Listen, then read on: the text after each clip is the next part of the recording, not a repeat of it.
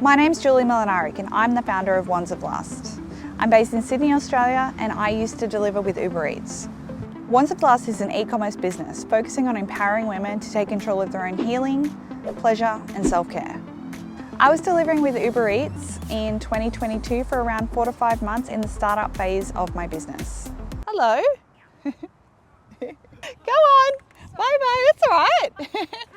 So I think my mentor has a really good attitude about empowering women in business, which resonates really closely to my business and my ethos. So I think that that's a really well paired combination with us too.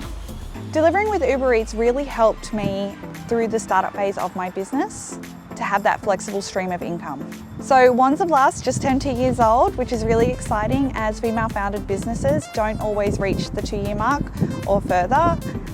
And we're doing really great. We're building our platform, our brand awareness, and I see things bigger and better to come.